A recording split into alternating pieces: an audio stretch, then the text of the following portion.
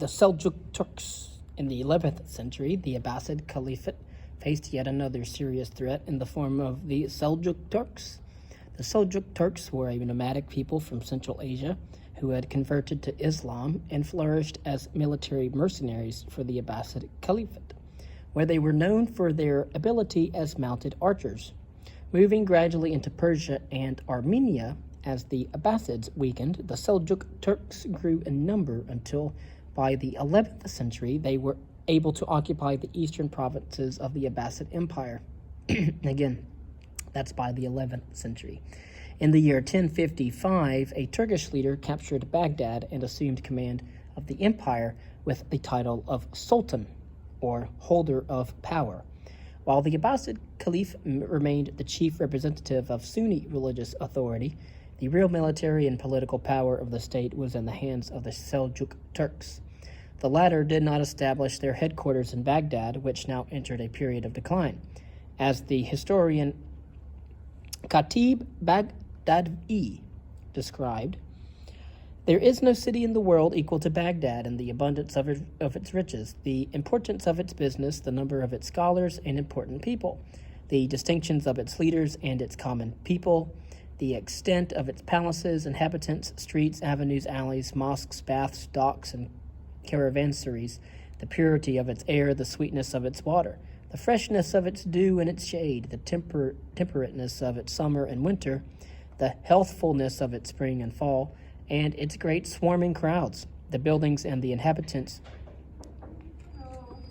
Hey, were most numerous during the time of... You got another class coming in soon. I don't, no. No? Yeah, I don't have a class till 11:05. Yeah. Oh, I thought it was from 10 to 11. Nah, this 8th grade's going to the high school today. Oh, Yeah. Yeah, so I don't have any kids in here till 11:05. So 11, okay. Yep. Okay. Oh, all right. Uh, Okay. Thank you. So I had the buildings and inhabitants were the most numerous during the time of Harun al-Rashid, when the city and its surrounding areas were full of cooled rooms, thriving palaces, fertile pastures, rich watering places for ships. Then the riots began, and uninterrupted series of misfortunes befell the inhabitants. Its flourishing conditions came to ruin to such an extent that before our time in the century preceding ours, it found itself, because of the perturbation and the decadence it was experiencing, in complete opposition to all capitals and in contradiction to all inhabited countries. Baghdad would revive, however, but it would no longer be the gift of God, as Harun al-Rashid had declared. By the last decades of the 11th century, the Seljuks were exerting military pressure on Egypt and the Byzantine Empire. In the year 1071, when the Byzantines foolishly challenged the Turks, their army was routed at Manzikert, near Lake Van in eastern Turkey, and the victors took over much of the Anatolian peninsula. In dire straits, the Byzantine Empire turned to the west for help, setting in motion the papal pleas that led to the Crusades. And of course, this is extremely important. In Europe, and undoubtedly within the Muslim world itself, the arrival of the Turks was initially regarded as a disaster. The Seljuk Turks were viewed as barbarians who destroyed civilizations and oppressed populations.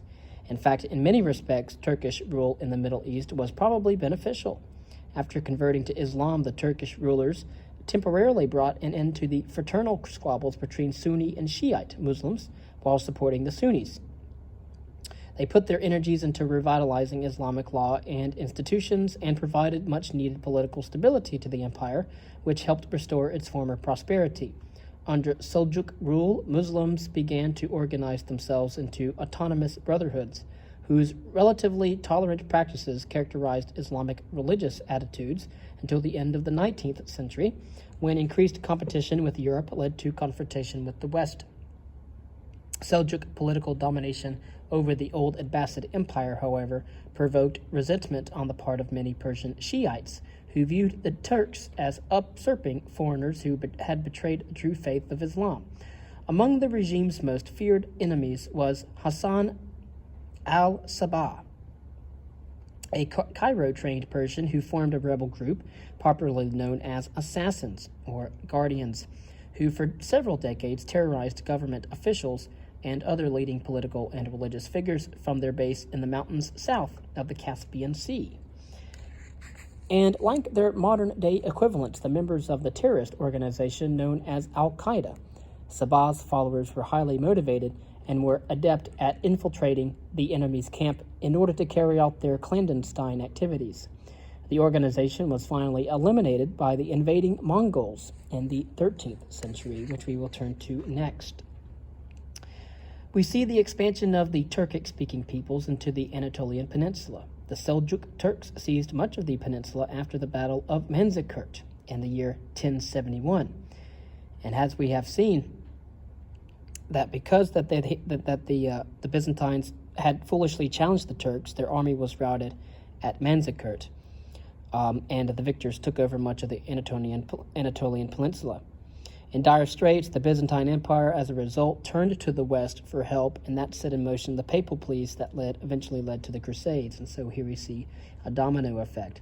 In the late 13th century, Seljuk power collapsed and was replaced by another Turkic-speaking people, the Ottoman Turks, who began to consolidate their power in the northwestern part of Anatolia.